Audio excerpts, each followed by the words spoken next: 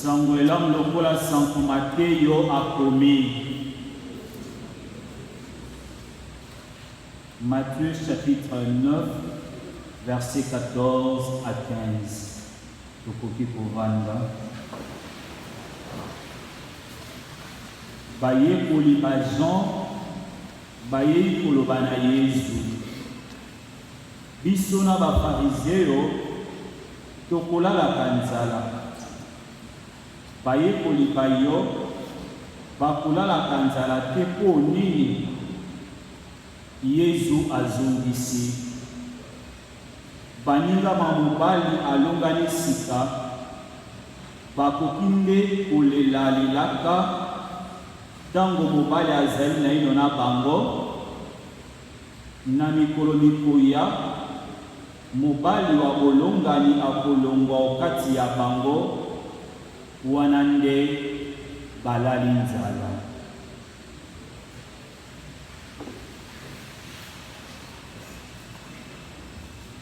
Lokumu na yo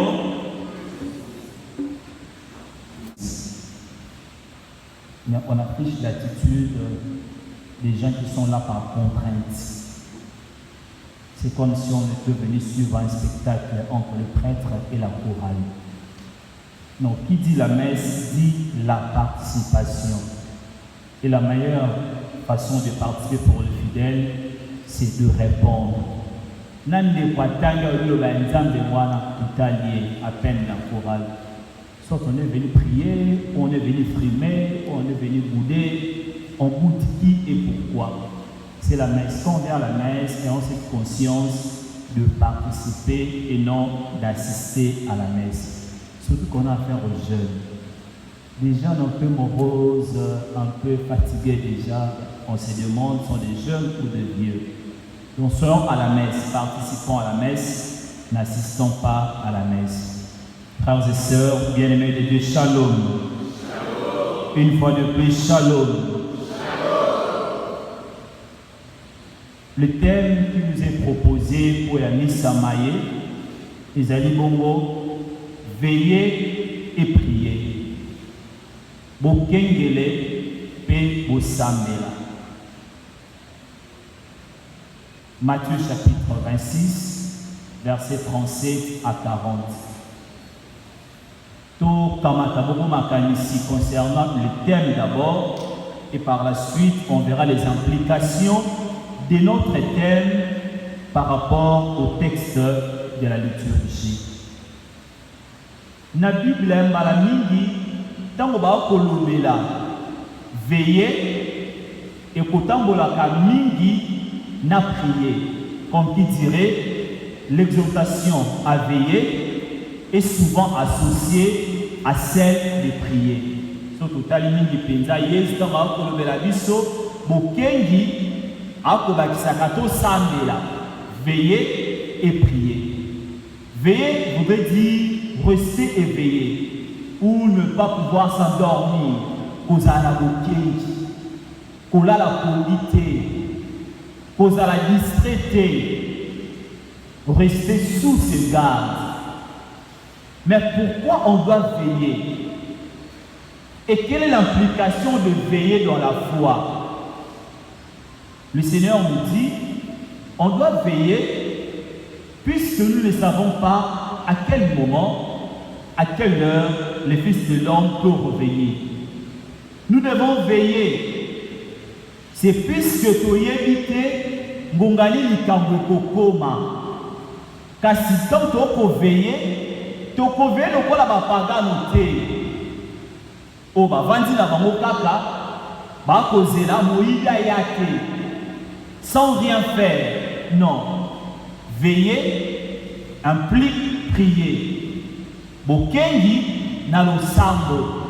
Nous sommes en train de veiller, mais dans la prière et même alors dans notre vie pratique, veiller prête souvent confusion.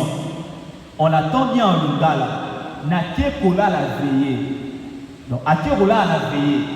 Donc, il dit une chose et son contraire. Il parle de veiller, mais même il dit dormir. Donc, là, la matanga. Non, Tokola la matanga, on ne dort pas la matanga.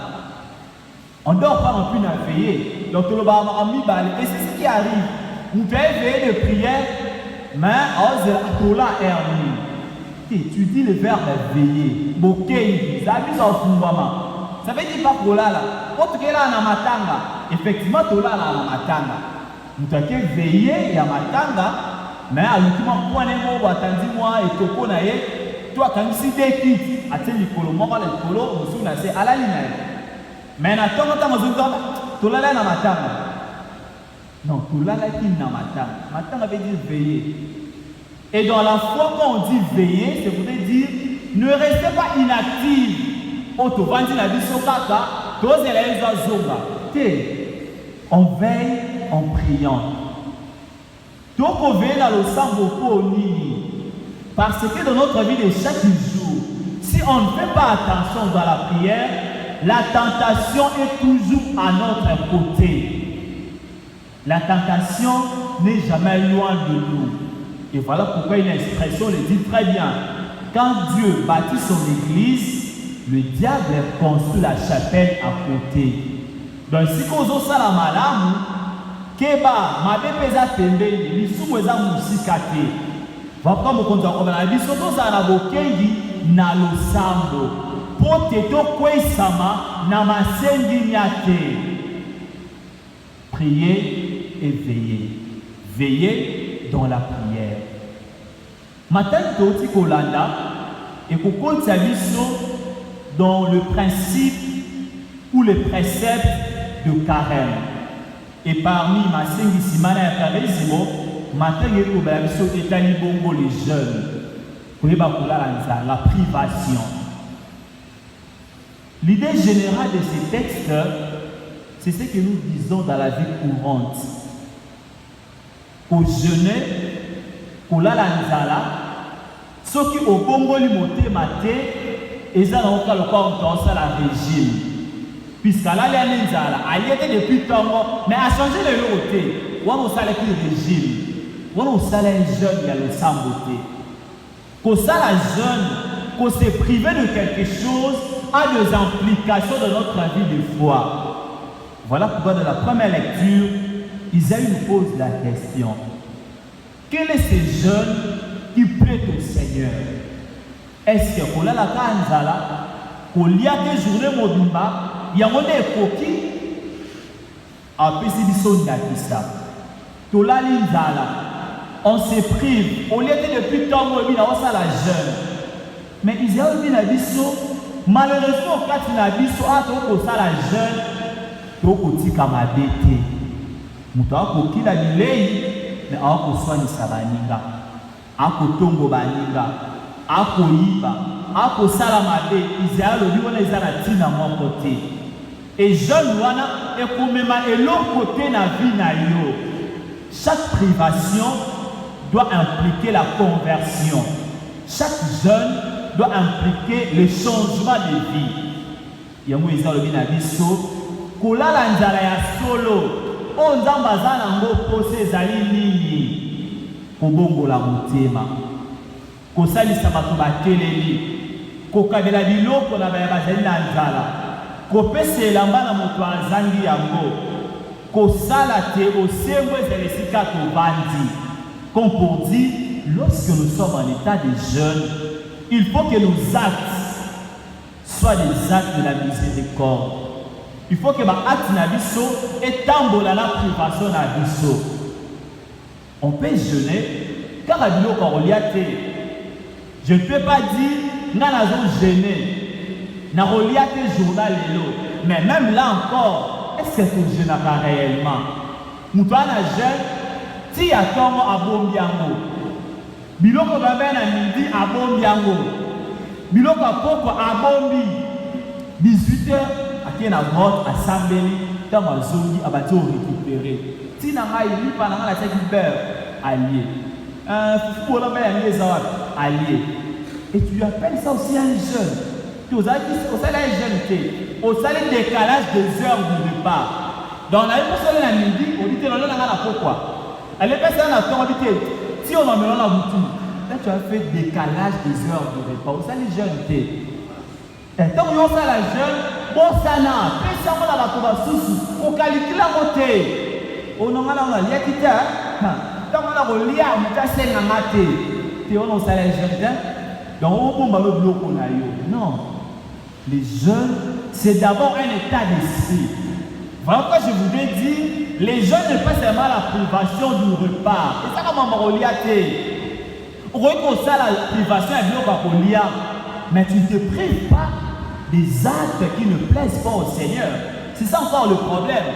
Au boy kolia, mais ça sert à quoi? Au boy kolia, mais non, il faut se priver des actes négatifs, des actes qui t'éloignent du Seigneur. Chacun peut se dire, en tout cas, kolia te jouer mon balakoka na ngate. Et mon tamdana ndengelaye. Mon tout ça habité, ngate ta ba jana kolia na kokate. Qu'est-ce que je dois faire? Mais je peux faire le jeûne de parole. Sur la message de loba loba, je peux me priver de ça. Na message koto mamaramba ba naratarate. Mais je peux me dire non, je me prive na loba loba journal lelo. Na seul effort, na beta liba kuna nzela ya maloba te. Soki ngai na lingaka mingi koloba kumba ba tandinga mate. Ba faux témoignage, je peux me dire, je me prive de ces comportements. Chacun de nous a un comportement pour lequel il doit jeûner. Mais il faut remettre bas. Moussous pas le copie ma vie, c'est pour me rapprocher encore du Seigneur. Depuis tant temps, na relia des journal lelo. A bossé une épée, a bon pe bilo côté. Donc à sisi lo sambo nae, a somi moi ju nae Amélie. Toso fufu na mungane zalaki allié. Aweza madete mais robomba ndete. Robomba adiote. Ukanisa si bloko olia mona sukate. On sait les jeunes. Et na Samuela, il se pose une question. Est-ce que Jésus est pour ou contre les jeunes? Poto kiango. Baye kolia Jean vient poser une question à Jésus. Bobinaye, biso baye kolia Jean. Na ba pharisien. On jeûne souvent, de temps en temps, on a l'anzala. Mais pourquoi tes apôtres à toi, bala la kanzalate? Yom to pikisara bango, toujours encourager bango. Jésus ne répond même pas à cette question. Il pose encore une question. Il pose la question, est-ce que les amis de l'époux, tel que nous sommes là, ceux qui t'ont fait, non, on l'a liaté. Tout le monde l'a liaté. D'ailleurs, si on a fait ça, on va critiquer ça. Moi, je dis que ça, service traiteur, on va tout ça, comme la et on a dit ça. Mais aussi, ça fait une bonne chose pour la des probanda célibataires à vie. Mais un mariage à Maliga, nous sommes ce qu'ils ont. Et à rattraper ma fête, au bien que c'est la fête de la paroisse, on dit ça qui a Nyongo. Ah, mon cher, on fait un ayate. Bon, il faut que la fête immense. Cadeau père malonga pesa ate. To lemba ba enveloppe mais ko za ba enveloppe mais ya cadeau te. Ils ont enveloppe à cadeau pour autant à 5 000. Mais exigeant la fête. Moi je prends le Bavaria. Mon compétent, mi baleni sac 20 000 mais ya te linga 5 000. Na era kolia ozwa nyonso za na buffet makemba kwanga soso tala sa ni matingomba. On dit mon alisu, donc on a pu gagner la clé, bombe l'équipe. Mais on a cadeau à payer 5 000. Parce que imaginez la fête, ça va, on va vite au liaté, tu remets la fête. Et comme à sujet la paroisse, à tout le monde, il y a un groupe nuance. Voilà l'exemple que Jésus donne. Est-ce que dans une fête où il y a un marié, est-ce qu'on peut jeûner vraiment? Cette question nous pose un problème. Quelle est la relation que Jésus établit entre la présence de l'époux et le fait de jeûner? Quel est le rapport?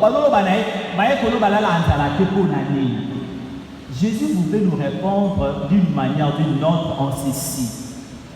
Le plus important n'est pas de jeûner. Mais on doit comprendre pourquoi je me prive. Est-ce que par habitude? Est-ce que par coutume? Ou bien il y a une finalité poursuivie. Je commence à expliquer pour les disciples des gens. Chez les Juifs, ils avaient l'habitude de jeûner une fois l'an. Et c'était les jours d'expiation. Les jours où il faut relier depuis Tongo.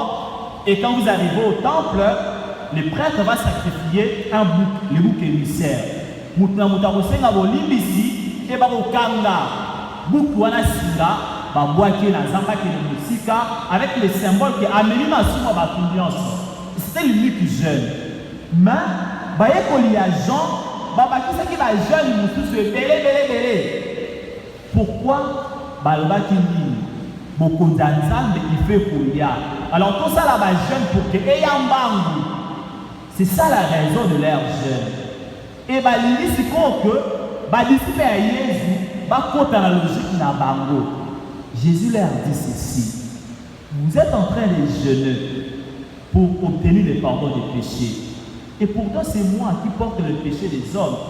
Pourquoi il faut pas jeûner? C'est simple. Qu'ils me fassent porter leurs péchés, pas jeûner na bango. Je suis là pour porter les péchés des hommes. Galates chapitre 3, verset 13. Il s'est fait pécher à notre place. Deuxième élément, Jésus leur dit, ceux qui vont jeûner pour faire advenir le royaume des cieux, mais je suis là. Le royaume est déjà commencé avec moi. Pourquoi encore jeûner?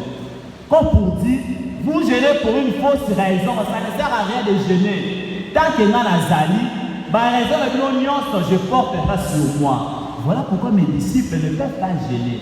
Mais les jours où je ne serai pas là, un vendredi où je serai crucifié, mis à mort, à ce moment-là, ils peuvent jeûner. Pourquoi? Puisque Bazana Mawa, je ne suis plus là, ils doivent jeûner. Et une façon de me dire, c'est quoi la raison de notre jeûne? Pourquoi on doit jeûner? Est-ce par plaisir, par formalité, par habitude, ou bien c'est puisque nous voulons nous rapprocher de Dieu, c'est puisque nous voulons nous convertir?